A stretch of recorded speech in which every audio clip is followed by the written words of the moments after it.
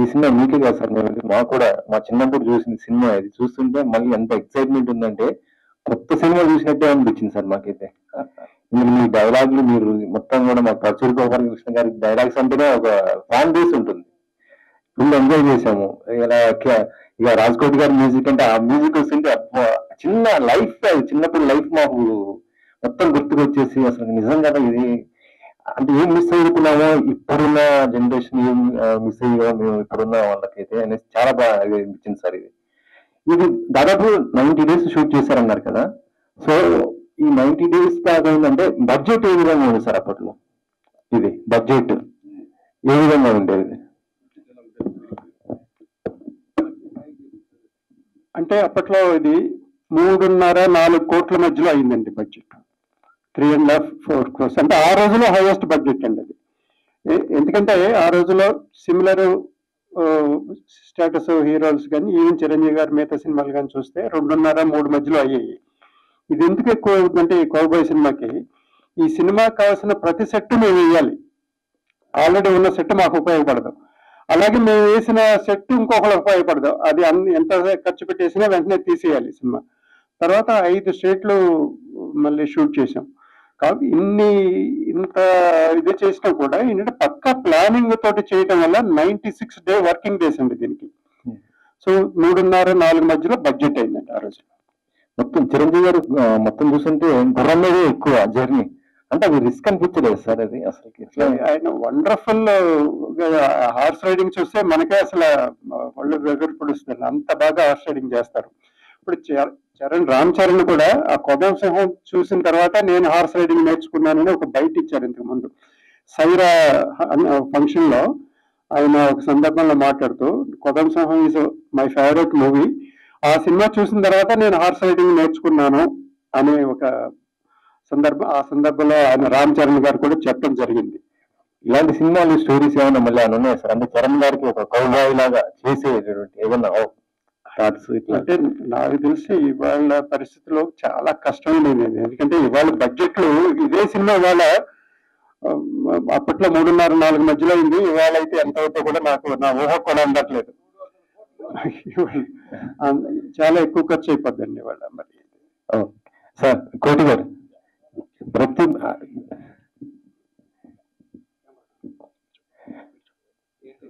కోటి గారు మ్యూజిక్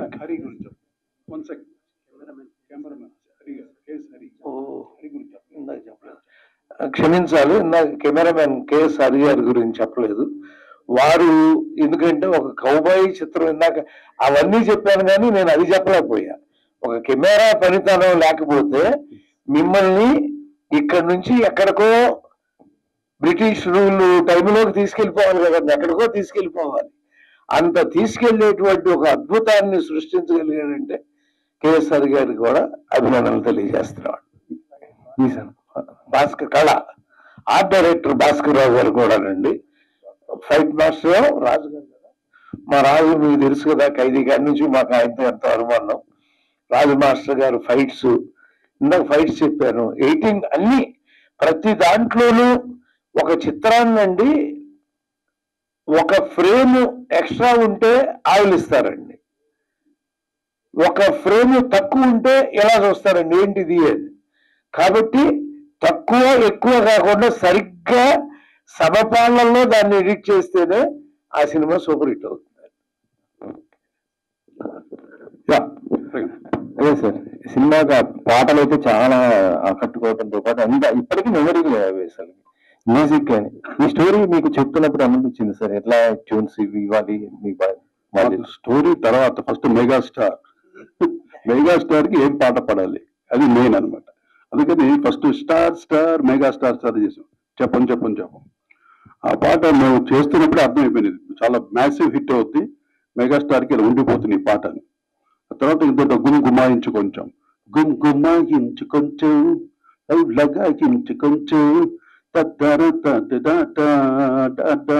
ఇదొకటి మనో పాడేది. తర్వాత ఒక లాస్ట్ లో పిల్లో జాబిల్లో ఇది మొత్తం జిప్సీ డాన్స్ అనమాట. ఎండ్ కళ్ళు చూసుంటారు మీ సాంగ్స్ అన్ని. అలాగా ఇంకోటి వచ్చి అల్లాటప్ప గొంగూరమ్ము ఎల్లకిల్లా పట్టి నన్ను పట్టు, మంచి ఫోక్ మెలడీ తోటి అనమాట, మన నేటివ్ సాంగ్ అది. అలాగా రకరకాలుగా చేసాం, అన్ని ఒక స్టైల్ కాదు, కౌబాయ్ నుంచి కౌబాయ్ స్టైల్లో చేయాలి పాట ఒక్కటే, మిగతాన్ని కొంచెం మనం క్యాచ్గా ఉండేటట్టు, చిరంజీవి గారి ఫ్యాన్స్ కదా బాగా రీచ్ అయ్యేటట్టు మేము చేయడం కదా, ఆయన చేయించుకున్నారు మురళీమోహన్ గారు, మా నాగేశ్వరరావు గారు. కాదు సార్, ఏ పాట మీకు బాగా కష్టం అనిపించింది కంపోజింగ్ లోనా? పిల్లో జాబిల్లో అంటే లాస్ట్ లో జిప్సీ స్టైల్ అంటే చాలా స్టైల్స్ ఉంటాయి దానికి, ఎందుకు ఆ బీట్ వచ్చింది గిటార్స్ తోటి, మొత్తం స్పానిష్ ఆ స్టైల్లో, అది ఫ్లెమింగో స్టైల్ అన్నమాట. అది చేయటం అది కొంచెం కొత్త. యాక్చువల్లీ రామోజీరావు గారు మేము సినిమా చేస్తున్నాం, ఈ పాట గురించి ఆయనకి చాలా గట్టిగా చెప్పాడు మాతో, చాలా బాగుంది కోటి గారు, రాజు గారు ఎంత బాగా చేశారు ఈ పాట అని. రామోజీరావు గారు బాగా ఇష్టమైన పాట అది, పిల్లో జాబిల్లో. సార్ మురళీమోహన్ రావు, ఇప్పుడు యాక్చువల్గా మురళీమోహన్ రావు గారికి ఎవరు ఒకసారి, ఇప్పుడు రాధకి చిరంజీవి గారు ప్రామిస్ చేస్తారు నీకేం కావాలన్నా నేను చేస్తానని, బట్ ఆ చివరిలో మళ్ళా ప్రస్తావనే ఉండదు, ఎందుకని? అంటే ప్రతిదానికి చెప్పుకుంటూ వెళ్తే లెంత్ పెరిగిపోతుంది కదా. ఇంకా కొన్ని తీసినవి కూడా కొన్ని ట్రిమ్ చేసాము. సో అది హీరో హీరోయిన్ అన్నది అమ్మాయి తను సేవ్ చేసిందన్న దీని మీద ఆయన ఆ మాట అన్నాడు ఆ రోజు, ఆటోమేటిక్గానే ఉంది కదా, చివరికి వచ్చేటప్పటికి ఆ అమ్మాయి కూడా ఇన్వాల్వ్ అయ్యి ఉంది. సార్ నాగేశ్వరరావు గారు నమస్కారం. ఇది హాలీవుడ్ లో ఇంగ్లీష్ డబ్ చేసామండి ఇంతకుముందు. అంటే దీన్ని హంటర్స్ ఆఫ్ ది, అప్పట్లో మోసగాడు కూడా ట్రెజర్ హంట్ అని చేశారండి ఇంగ్లీష్ లో డబ్బింగ్. మోసగాడు మనది కూడా అప్పట్లో hunters of the Indian treasure అని మనం కూడా డబ్బింగ్ చేసాం. అంటే పాటలు తీసేసి సాంగ్స్ రిమూవ్ చేసి జస్ట్ ఓన్లీ మిగతా అంటే పార్ట్ డబ్బింగ్ చేయడం జరిగింది. అక్కడ కలెక్షన్స్ బాగానే వచ్చినాయండి. అక్కడ యాక్చువల్గా హాలీవుడ్ లో రిలీజ్ చేయలేదండి, మామూలుగా చిన్న చిన్న కంట్రీస్ లో వాటిలో చేసాం, హాలీవుడ్ లో చేయలేదు. Okay okay, thank you sir. కోటి గారు నమస్కారం సార్. నమస్కారం. చిరంజీవి గారికి నాగూర్ బాబు గారు వాయిస్ సెట్ అవుద్దని భావించి ఒక సాంగ్ పెట్టారా సార్ అప్పట్లో? అలా కాదండి, అంటే అతను ఎముడు బోర్డు లో కూడా పాడాడు. అవునండి, ఎక్కువ బండి ఎక్కువ మావా అవును ఫస్ట్ టైం పాడించాం చిరంజీవి గారికి. సార్ యాక్చువల్ చిరంజీవి గారు విని అదే పెట్టి జనరల్ గా బాలు పాడతారు, అన్ని బాలసండే పాడతారు. అవునండి, బాలు గారు డేట్ దొరక్క మనతో పాడించాం, అది వాడు చాలా బ్రహ్మాండంగా పాడాడు పాట అనేసరికి అది చిరంజీవి గారు అందరూ టీం అందరూ వినేసి నన్ను ఇదే పెట్టేద్దాం ఉన్నారు. అక్కడే అది అతనికి బాగా ప్లస్ అయింది అనమాట. కానీ నార్మల్ ఆడియన్స్ కి తేడా తెలియదులేండి, ఆల్మోస్ట్ రెండు బ్రహ్మాండంగా ఉన్నాయి sir. Thank you sir, thank you very much. నిర్మాతకి డైరెక్టర్ కండి. ఇప్పుడు చిరంజీవి గారు అప్పటికే రకరకాల సోషల్ థీమ్ తోని చాలా హిట్ సినిమాలు తీశారు. ఒక్కసారిగా జోనర్ మార్చి కౌబాయ్ సినిమా తీద్దామని చెప్పినప్పుడు ఆయన రియాక్షన్ ఏంటండి? అంటే ఆయనతోటి మేము ముందు తీసిన సినిమా చిరంజీవి అనే టైటిల్ తోటి ఒక సినిమా చేసాం సార్. అది అంత సక్సెస్ఫుల్ సినిమా కాదండి. అది మేము కొంత మాకు డిసప్పాయింట్మెంట్ ఉంది దాని గురించి. అంత స్థాయి ఉన్న హీరో తోటి ఆ స్థాయి సినిమా చేయలేకపోయామే, అంటే చేయడానికి వేరే కారణాల వల్ల చేయాల్సి వచ్చింది అనుకున్నా. అది వదిలేస్తే ఆయన స్థాయికి తగ్గ సినిమా కాదని ఆ డిసాటిస్ఫాక్షన్ మాకు ఉంటానే ఉంది అది. సో మళ్ళీ ఆయన మాకు డేట్స్ కన్ఫర్మ్ చేసిన తర్వాత ఏంటంటే రొటీన్గా ఆయన రెగ్యులర్ సినిమాలు చాలా వస్తూ ఉంటాయి, అది ఫ్యామిలీ డ్రామా అవ్వచ్చు, యాక్షన్ అవ్వచ్చు, ఇంకోటి అవ్వచ్చు, అవన్నీ రెగ్యులర్ చాలా వస్తూ ఉంటాయి సినిమాలు. బట్ యునిక్గా ఉండాలి మనం ఆయనతో ఈసారి చేయబోయేది, ఈ పక్కన ఇటువంటి సినిమా ఆయనది ఇంకోటి ఉండకూడదు, అంటే ఆయన ఇంతవరకు చేయని క్యారెక్టర్ చేయించాలి.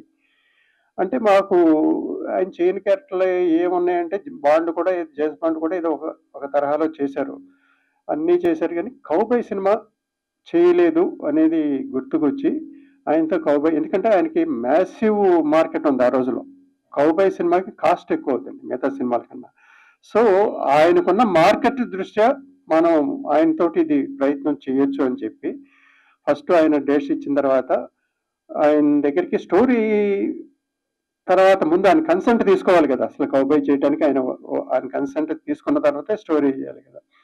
ఆయన దగ్గరికి వెళ్ళి సార్ ఈసారి మీరు ఎంతవరకు చేయని క్యారెక్టర్ చేయాలని కౌబాయ్ చేద్దాం అనుకుంటున్నామండి అంటే చాలా బాగుంటుంది కౌబాయ్. నాకు కూడా ఎప్పటి నుంచో కౌబాయ్ ఛానల్ ఉంది. కాకపోతే ఒక విషయం చెప్పాను, ఆలోచించుకోండి మీరు అని అన్నారు ఆయన. ఏంటంటే కౌబాయ్ కాస్ట్ ఎక్కువ అవుద్ది, మీకు అంత ప్రాఫిటబుల్ గా ఉండదేమో ఆలోచించుకోమన్నారు. పర్వాలేదండి, మీ ప్రీవియస్ సినిమా ఆడపోయినా మాకు ప్రాఫిట్స్ బాగా వచ్చినాయి, కానీ సాటిస్ఫాక్షన్ లేదు. కానీ ఈ సినిమాలో ప్రాఫిట్స్ తర్వాత అండి మాకు సాటిస్ఫాక్షన్ కావాలి, మీతో మీ స్థాయికి తగ్గ సినిమా తీసాం, నాకు సాటిస్ఫాక్షన్ కావాలి, అయితే ప్రొసీడ్ అన్నారు. ఇక అక్కడి నుంచి మేము అందరం కలిపి కూర్చుని టీమ్గా స్టోరీ మేకింగ్ లోకి వెళ్ళామండి. సార్, ఈ చిత్రంలో మోహన్ బాబు గారు, చిరంజీవి గారు చాలా ఇంపార్టెంట్ క్యారెక్టర్స్. వాళ్ళిద్దరిని అకామిడేట్ చేయడానికి ఎలాంటి కసరత్తు చేశారు? అంటే ఆ క్యారెక్టర్ కి ఆలోచిస్తే అండి, ఇందాక వైట్ లో చిరంజీవి గారు కూడా చెప్పారు, ఆ పూట మోహన్ బాబు తప్ప ఇంకెవరు చేసినా బాగోదండి ఆ క్యారెక్టర్. ఇంకెవరు అంత జస్టిస్ చేయలేరు ఆ క్యారెక్టర్ కి. ఆయన విలన్ గాను చేయగలడు, కామెడీ విలన్ గాను చేయగలడు, కామెడీ చేయగలడు. సో అన్ని రకాల ఒక రసాలు పోషించే ఒక కెపాసిటీ ఉంది మోహన్ బాబు గారికి. డైలాగులు చాలా కామెడీగా చెప్పడం అవన్నీ. ఆ క్యారెక్టర్ తగ్గట్టు సత్యానంద గారు కూడా క్యారెక్టర్ బ్రహ్మాండంగా రాశారు. ఇవాళకి ఎప్పుడు వింటున్నా నవ్వు వస్తుంది ఆ డైలాగ్. సో ఆ మోహన్ బాబు గారుకి అంటే మాకు ఆ రోజులో చాలా మా ఫ్యామిలీ ఫ్రెండ్స్ గా ఉండేవాళ్ళం మెడ్రాస్లో. మా బ్రదర్కి అంటే అందరికీ ఇష్టం, మా హీరోలు అందరికీ ఇష్టం, మోహన్ బాబు గారికి ఇష్టం. సో న్యాచురల్గా మా బ్రదర్ ఆడంగానే ఎవరు కాదనేవాళ్ళు కాదు. సో ఇది ఇలా ఉంది, ఈ క్యారెక్టర్ నువ్వు తప్ప ఎవరు లేరు నువ్వు చేయాలంటే ఆయన హ్యాపీగా ఐ డూ ఇట్ అని చేశారు. సత్యనారాయణ గారి రియాక్షన్ ఏంటంటే ఈ సినిమా మొదలు పెట్టే ముందు? అదేనండి, ఆయనకి ఏంటంటే ఇంటి పెద్దగా బడ్జెట్ మీద ఆయనకి భయాలు ఉంటాయి కదండి. ఇప్పుడు మేము ఏంటంటే ఒక యంగ్ యూత్ లో ఒక ఆవేశంలో ఎలా అయినా చేయాలనుకుంటాం. బట్ ఇంటి పెద్దగా మరి కాస్ట్ ఎక్కువ అవుద్ది కదా అంటే పర్లేదు, వీ క్యాన్ మేనేజ్. ఎందుకంటే డబ్బింగ్లో వస్తాయి దీనికి, ఈ టైప్ ఆఫ్ సినిమాలకి తమిళ డబ్బింగ్, హిందీ డబ్బింగ్లో అవన్నీ వస్తాయి, వీ క్యాన్ మేనేజ్, పర్వాలేదంటే ఆయన గో అహెడ్ అన్నారు ఆయన కూడా. Thank you sir. సార్ మీకే సార్. సార్ ఈ మధ్యకాలంలో రమా ఫిలిమ్స్ నుంచి సినిమాలు రావట్లేదు, కేజీఎఫ్ ఒకటి తర్వాత స్ట్రైట్ మూవీస్ తీయట్లేదు సార్. ఏదండి స్ట్రైట్ మూవీస్ ఎందుకు చేయట్లేదు? స్ట్రైట్ మూవీస్ అంటే స్ట్రైట్ అంటే ఈ మధ్య మేము వేరే సినిమాలు కూడా డబ్బింగ్ లాంటివి కూడా ఏం చేయలేదు కదండి. అంటే కేజీఎఫ్ హొంబులే ఫిలిమ్స్, మా చిన్నబాబు హొంబులే ఫిలిమ్స్ కి ఎగ్జిక్యూటివ్ ప్రొడ్యూసర్ అండి. హొంబులే ఫిలిమ్స్ తెలుసు కదా, కాంతారా ఇవన్నీ తీశారు. సో దాంట్లో మా అన్నయ్య గారు అబ్బాయి ఎగ్జిక్యూటివ్ ప్రొడ్యూసర్. అది రమా ఫిలిమ్స్ సంబంధం లేదు, యాక్చువల్లీ హొంబులే ఫిలిమ్స్ వాళ్ళది. అది ఇప్పుడు ప్రస్తుతం తీయపోవడానికి రకరకాల కారణాలు ఉన్నాయండి. ఒకటి, ఆ రోజుల్లో మరి ఒక ప్రొడ్యూసర్కి ఎంత వాల్యూ ఇవ్వాలో అందరూ అంత వాల్యూ ఇచ్చేవాళ్ళు, ఆర్టిస్టులు కానీ టెక్నీషియన్స్ కానీ. నిర్మాతని మనం జాగ్రత్తగా చూసుకోవాలి, నిర్మాతకి లాభపడాలి అని అందరూ అంత ఒక దృఢంగా ఒక నిశ్చయంతో అంత కోఆపరేట్ చేసేవాళ్ళు. బడ్జెట్ ఒక కంట్రోల్లో ఉండేదండి. మామూలుగా ఏంటంటే సినిమాకి రిస్క్ అనేది ఈ రేంజ్ లో రిస్క్ ఉంటుందని ఆ రోజులో తెలిసేదండి. ఇంత రిస్క్ ఉంటుంది, సినిమా యావరేజ్ అయినా ఈ రిస్క్ ని మనం భరించగలగాం అనే ఒక ఇది క్యాలిక్యులేషన్ ఉండేదండి. సినిమా అనేది ఎప్పుడైనా రిస్క్ తో కూడిందండి, బట్ ఆ రోజులో క్యాలిక్యులేటెడ్ రిస్క్ అనేది ఒక అంచనా అందేది. మహా అయితే ఇంత రిస్క్ ఉంటుంది, అది మనం భరించగలం అనేది. ఇవాళ అసలు ఎంత అవుద్దో తెలియదు, బడ్జెట్ ఎన్ని రోజులకి కంప్లీట్ అవుతుందో తెలియదు. సో అసలు రిస్క్ అనేది కూడా ఎంత అనేది తెలవట్లేదు. సో మనం ఆ రకమైన పరిస్థితుల్లో సినిమా తీసి ఇవాళ ఈ పరిస్థితుల్లో ఇమ్మడలేమేమో అని చెప్పి మనం వద్దనుకుంటున్నాం. సార్ సత్యానంద గారు. సార్ చిరంజీవి గారు సినిమా అంటేనే సత్యానంద గారు ఉంటారు, కథ విస్తరణ కానీ అన్ని చోట్ల ఉంటారు.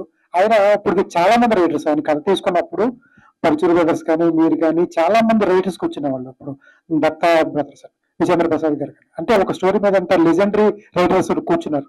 ఇదేనంటారా చిరంజీవి గారి సక్సెస్ కారణం? ఎందుకంటే ఇంతమంది వర్క్ చేస్తే గానీ, ఇంతమంది రైటర్స్ కూర్చొని పెన్ను కలిపితే గానీ సెట్స్ కి వెళ్ళని రోజుల్లోంచి ఆయన సినిమాలు తీస్తూ వస్తున్నారు. ఆయన సక్సెస్ కి కారణం ఇదేనంటారా? అంటే అన్ని సినిమాలకి ఇంతమంది కూర్చోవటం జరగలేదండి. అప్పుడు కూడా బ్రదర్స్ రాసి సినిమాలు వాళ్ళే రాసేవారు. ఎప్పుడైనా అంటే ఎక్కువ ఫ్రెండ్లీగా ఉండటం వలన వాళ్ళు ఇప్పుడు విజేంద్ర ప్రసాద్ వీళ్ళందరూ ఫ్రెండ్లీగా ఉండడం వలన ఎప్పుడైనా పిలవటానికి ఏదైనా అవసరం ఉంటే తప్ప ఏ సినిమాకి ఆ సినిమా ఇంతమంది కూర్చున్న సినిమాలు రేరు.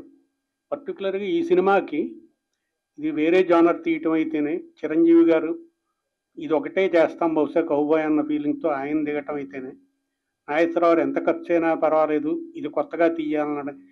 దీనివల్ల ఏమిటంటే ఎక్కువ మంది ఈ సినిమాకి పనిచేయటం జరిగిందండి. పరుచూరు బ్రదర్స్ కావచ్చు, దత్తా బ్రదర్స్ కావచ్చు, మారా అని తమిళ ఆయన కావచ్చు, నేను కావచ్చు, యాజ్ ఏ ప్రొడ్యూసర్గా నాగేశ్వరరావు గారు కూడా కథలో ఇన్వాల్వ్మెంట్, మురళీమోహన్ రావు ఇన్వాల్వ్మెంట్, ఇంతమంది కొన్ని రేరు పిక్చర్లకే జరుగుతుంది. మిగతా కొన్ని పిక్చర్లు వాళ్ళంతటా వాళ్ళు రాసిన ఉంటాయి, నా అంతటా నేను చేసిన ఉంటాయి. అన్ని సినిమాలకి ఇంతమంది కూర్చోవటం అనేది చాలా రేరుగా జరుగుతూ ఉంటుంది. ఈ సినిమాకి జరిగిందని. సార్ చిరంజీవి గారు ఏదన్నా ఫస్ట్ కథ సత్యానంద్ గారికి చెప్పండి అంటారు. ఆయన విని ఒక ఒపీనియన్, ఏదైనా ఒక ఒపీనియన్ కూడా ఉంటే బాగుంటుంది, that is maybe second opinion లాగా అనే ఉద్దేశంతో ఆయన చెప్పడం తప్ప అంతకంటే పెద్ద విశేషం ఏం కాదు. సార్ ఈ కథకి ఏమన్నా ఇన్స్పిరేషన్ ఉందా సార్ పర్టికులర్ ఈ పాయింట్ కానీ? ఎందుకంటే కొన్ని సీన్లలో షార్ట్స్లో అకిరాకు కురోసవా కైండ్ ఆఫ్ షార్ట్స్ కనిపిస్తున్నాయి, లాంగ్ షార్ట్స్. అట్లా ఏదైనా ఇన్స్పిరేషన్ ఉందా ఈ కైండ్ ఆఫ్ కథ పరంగాని మేకింగ్ పరంగాని? అంటే ఈ వెస్టర్న్ కౌబాయ్ ఫిల్మ్స్ అన్ని మనం చాలా చూసాం కదా. అన్నిటి మధ్య ఈ సినిమా స్టార్ట్ చేసే ముందు బోల్డ్ అన్ని చూసాం. అటన్నిటిని లైక్ చేసినవి ఉన్నాయి, మనం చిన్నప్పటి నుంచి చూసినవి ఉన్నాయి. వాటిలో అడాప్ట్ చేసుకోవటం కానీ ఇన్స్పైర్ అవటం కానీ జరుగుతూనే ఉంటాయి. అందులో ఇప్పుడు ఇది ఎలాగూ మన నేటివిటీ కాదు. అందుకే ఇందాక అన్నారు ఇంతమంది రైటర్స్ కూర్చోవలసిన అవసరం ఎందుకు వచ్చిందంటే దీంట్లో కొంచెం నేటివిటీని మేళవించి దీన్ని ఒక తెలుగు ఫిల్మ్ లాగా తీసుకురావడానికి చేసే ప్రయత్నంలో జరిగినాయి.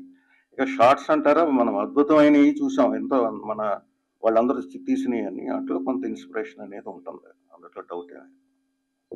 Hi sir, this is Prajavani. Sir cinema చూస్తుంటే ఇప్పుడు కొత్తగా చూస్తున్నట్టే ఉంది, చాలా బాగుంది. నాకైతే 4 ఇష్యూస్ చాలా బాగా నచ్చినాయి. ఏంటంటే అప్పట్లో కౌబాయ్ అంటే కృష్ణ గారు అది ఫిక్స్ అయిపోయింది జనాల మనసులో. ఆ టైంలో చిరంజీవి గారితో చేయించాలనుకోవడం చాలా బాగుంది, అద్భుతమైన idea. And also treasure hunt అంటే ఏదో ఒక ట్రెజర్ తీసుకొచ్చి నెమల సింహాసనం అండ్ కోహినూరు వజ్రం ఇవి పెట్టడం చాలా బాగుంది. నాకు ఇంకో 2 ఏంటంటే అప్పుడు వాడిన టెక్నాలజీ, ఐ మీన్ ఇప్పుడు హాలీవుడ్ లో వాడుతున్న టెక్నాలజీని అప్పుడే వాడారు అని చెప్పేసి చిరంజీవి గారు చెప్పారు. అది ఎలా సాధ్యమైంది? అంటే ఇప్పుడు ఉన్న చాలా తక్కువ ఎక్విప్మెంట్స్తో ఉండేది. అప్పుడు వాటిలోనే ఇప్పుడు కెమెరామెన్ కానీ లేకపోతే ఫైట్ మాస్టర్స్ కానీ మనం ఇవన్నీ చూసి నేర్చుకున్నాయే కదా. అప్పుడు ఇవాళ ఉన్న దీనికన్నా ఆ రోజుల్లో చాలా తక్కువ ఉండేది. అయినా కూడా ఆ రోజు మనం చేయగలిగామంటే అందరి సమిష్టి కృషి వలన సాధ్యపడింది. అలాగే బాలీవుడ్ విషయానికి వస్తే, బాలీవుడ్ హీరోయిన్ ఇప్పుడు నటిస్తోంది, రామ్ చరణ్ సరసన నటిస్తోంది అంటే బాలీవుడ్ బామ్మ రామ్ చరణ్ సరసన అని మేము గొప్పగా రాస్తూ ఉంటాం. ఆ రోజుల్లోనే మీరు బాలీవుడ్ నటుని విలన్ గా పెట్టారు అండ్ ఆల్సో మెయిన్ లీడ్ గా పెట్టారు, ఎలా అది కూడా? ప్రాణ్ గారు అంటే నేను ప్రాణ్ గారితో అంతకుముందు పనిచేశాను. సో ఇది అనుకున్నప్పుడు నాగేశ్వరరావు వాళ్ళు వెళ్ళి మాట్లాడి నా పేరు అది చెప్పినాక నేను ఆయనతో చేశాను అని ఆయన నమ్మకంతో వచ్చి చేశాడు. మురళి గారు sir, this is Uma. Hi sir. Sir ఇప్పుడు 96 days షూట్ చేశారని చెప్పారు. ఇప్పుడు అంత అప్డేట్ కానీ టెక్నాలజీ కానీ అంత అప్పుడు లేదు. సో అంతా అవుట్డోర్లోనే చేశారు, ఎక్కడ చూసినా అడవులు ఇట్లా అంతా కనిపిస్తుంది. సో మీకు మోస్ట్ ఛాలెంజింగ్ అనిపించింది ఏది సార్? అంటే అక్కడ నుంచి చిరంజీవి గారు అక్కడ ఇల్లు తీసుకురావడం కానీ అవన్నీ చూస్తే కనుక చాలా టఫ్గా అనిపించింది మాకు, చూడడానికి అట్లా ఉంది. సో మీరు చేసేటప్పుడు ఆ 96 days మీకు ఏది చేయడానికి ఛాలెంజింగ్ అనిపించింది సార్? ఎగ్జాగరేషన్ కాదు కానీ అసలు మేము ఎప్పుడు అంత ఏది టెన్షన్ ఇప్పుడు ఫీల్ అవ్వలేదు. ఒక వెకేషన్కి వెళ్ళినట్టే ఉంది. ఎందుకంటే మేము ఇద్దరం ఫ్రెండ్స్ అవ్వటం వల్ల నేను Nageswararao everything is been planned. Financial discipline ఉంది అతనికి. ఎక్కడ ఎత్తుకోవటానికి భయపడటానికి రేపు ఏం జరుగుతుందో ఇది సరిగ్గా జరుగుతుందా లేదన్న మొత్తం టీం ఉంది. అందరూ కుర్రాళ్ళు, మేనేజర్లు కానీ లేకపోతే ఎగ్జిక్యూటివ్ ప్రొడ్యూసర్స్ కానీ ఏది కావాలన్నా ముందు ప్లాన్ చేసుకునేవాళ్ళం, దానికి తగ్గట్టు చేసుకుంటూ వెళ్ళేవాళ్ళం. వీటన్నిటి మీద ఇందాక చెప్పాను కదా, చిరంజీవి గారి కోఆపరేషనే ఈ సినిమాకి ఫినిష్ అవ్వటానికి కారణం అయింది. ఎందుకంటే ఇందులో టు బి ఫ్రాంక్ ఆయనకున్న అనుభవం, ఇప్పుడు నేను ఏదో ఒక 40 పాటలు చేస్తుంటాను, ఒక 40 ఫైట్లు చేస్తుంటాను, ఆయన 400 ఫైట్లు 400 ఇది చేస్తాను. ఈ గాట్ మోర్ ఇన్వాల్వ్మెంట్. ఆయన చాలా అవుట్పుట్స్ చాలా ఆయన ద్వారా ఉండే చాలా ఫాస్ట్గా అయ్యేది, అవి జరిగేది. ఆయన ఆర్ట్ డైరెక్టర్ భాస్కర్ రాజు గారు, ఆయన ఈ సినిమాని ఇందాక నాగేశ్వరరావు చెప్పాడు 3.5 crores అవ్వటానికి అంత లేకపోతే ఇంకా ఎక్కువ బడ్జెట్ అయిపోయింది. 6-7 కోట్లు అయిపోవాల్సిన సినిమాని అంత జాగ్రత్తగా అంత ఇదిగా ఉండి అంత బాగా చేశాడు. సినిమా మొత్తం ఆయన వర్క్ ఉంటుంది, భాస్కర్ రాజు గారి వర్క్. సార్ అది మొత్తం ఫారెస్ట్ కదా సార్? ఎక్కడ సార్ ఇదంతా? తలకోన, ఆ తర్వాత హొగనికల్, తడ, తర్వాత జోధ్పూర్ ఒకటి వెళ్ళినప్పుడు అక్కడ కొన్ని తీసాము. ఎక్కడెక్కడికి వెళ్ళినా అక్కడ ఒక లారీలో గుర్రాలను వేసుకుని వెళ్ళేవాళ్ళం, ఎక్కడికున్నా వస్తానే ఉండేవి. సో వాటికి ఏం ఖర్చు అవుతుంది, ఎంత ఖర్చు అవుతుంది అనేది పాపం తను ఎప్పుడు కంప్లైంట్ చేసేవాడు కదా ఇది అవుతుందని. ఇది కావాలంటే జైసల్మర్ తీసుకెళ్లేవాళ్ళం, 2-3 ట్రక్కుల్లో వచ్చేవి కావాల్సినవి అని. సో అవన్నీ ప్లానింగ్ వల్లనే జరిగింది. సార్ నేను ఒక విషయం విన్నాను, అంటే కరెక్టో కాదో నాకు తెలియదు, సో మిమ్మల్ని అడుగుతున్నాను. ఇది జపం జపం కొంగ జపం అనే సాంగ్ అప్పుడు ప్రభుదేవ గారు 16 years అప్పుడు దాన్ని చేశారని, ఎగ్జామ్స్ మధ్యలో మళ్ళీ మీరు ఆయన కోసం సినిమా చేస్తున్నప్పుడు సెట్ లో షూటింగ్ జరుగుతున్నప్పుడు ప్రభుదేవతో చేపిద్దామని చిరంజీవి గారు అనుకుంటే, ఆ కుర్రాడికి ఎగ్జామ్స్ ఉన్నాయి, ఒక 20 రోజులు రాలేనని అంటే మా షూటింగ్ అయిపోయింది. ఆ సెట్ లో ఆ సాంగే ఉంది, కానీ చిరంజీవి గారు ఆ కుర్రాడితో చేపిద్దాం, అతనికి ఛాన్స్ అన్న దాని మీద ఇద్దరిని కన్విన్స్ చేసి ఇప్పుడు ఈ పెయిడ్ దట్ పెనాల్టీ 20 రోజులకి సెట్ వెయిటింగ్ అన్ని అద్దులు కట్టి చేశాడు అనమాట. బట్ అది చిరంజీవి గారి మ్యాగ్నామిటీ. అతను ఆయన ఎంత పెద్ద డాన్స్ డైరెక్టర్ అయ్యాడు, ఆ తర్వాత ఎంత పెద్ద డైరెక్టర్ అయ్యాడు అన్నది చిరంజీవి గారు సజెషన్. అది అదంటే విన్నాము, నిజమా కాదా అనేది మాకు తెలియదని అడిగాను. అది ఫ్యాక్ట్. చిరంజీవి గారు అంటే ఒక మంచి ఒక టెక్నీషియన్ ఎవరైనా సపోర్ట్ ఇవ్వాలి. బిగినింగ్ సుందరం కొడుకుగా మా దగ్గర పనిచేశాడు అంతకుముందు కూడా, కానీ ఈయన అతనిలో ఉన్న talent, because is a dancer Chiranjeevi గారు, అతను ఎంత మంచి డాన్సర్ అవుతాడు, ఎంత మంచి డాన్స్ మాస్టర్ అవుతాడు అన్నది ఆయన ఊహించగలిగాడు. Thank you.